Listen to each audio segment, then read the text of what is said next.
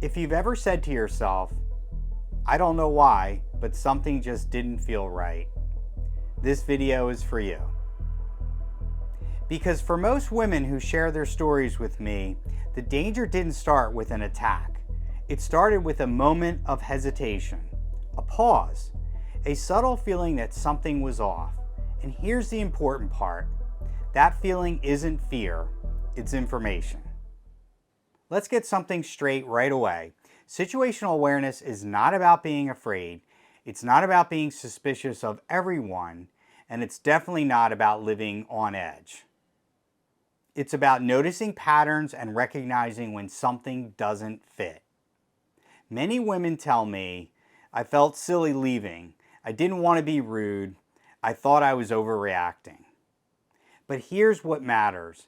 Most people who avoid danger never get confirmation they were right. Because avoidance worked.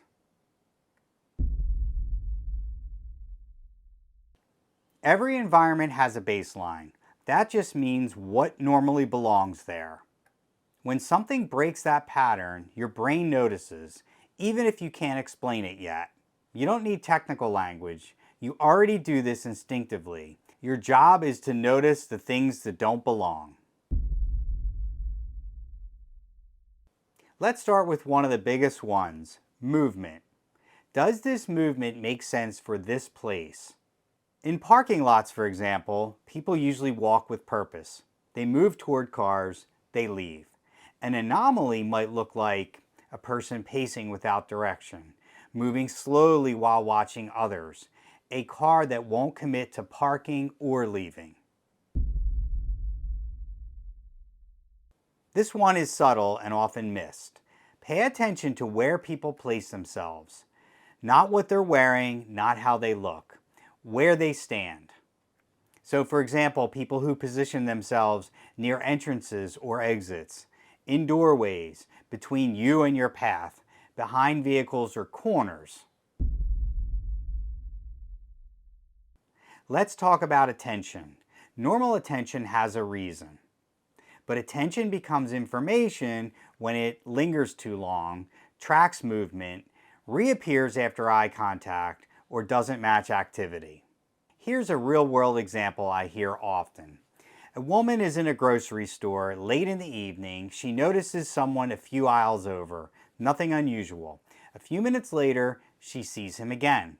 Different aisle. Still normal. But then she notices something strange. He isn't shopping. He isn't comparing items. He isn't on his phone.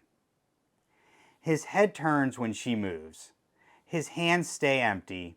His attention follows her, not the shelves. No approach, no words. Just attention without a purpose. That's the anomaly. Your brain flags this for a reason. You don't need to confront. You don't need to stare back. You just need to acknowledge the information. Now here's the contrast. Same grocery store, same time of day, you notice the same person again. But this time, he has a shopping list. He's checking prices. He's comparing items.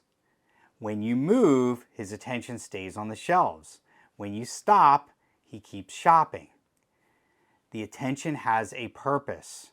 Situational awareness isn't about assuming bad intent. It's about recognizing context.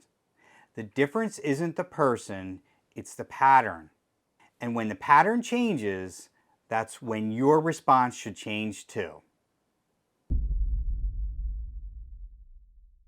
This comes up constantly in women's stories. You see the same person in a store, then outside, then near your car, or near your building. Any one moment means nothing, but repetition changes the equation. Repetition removes coincidence. When patterns repeat, your response should change. Here's what to do immediately. Step 1, increase distance. Distance buys time, time buys options. Step 2, change something. Change direction. Pause, reverse course. If the concern disappears when you change behavior, you were right to notice it. Step 3, break the pattern.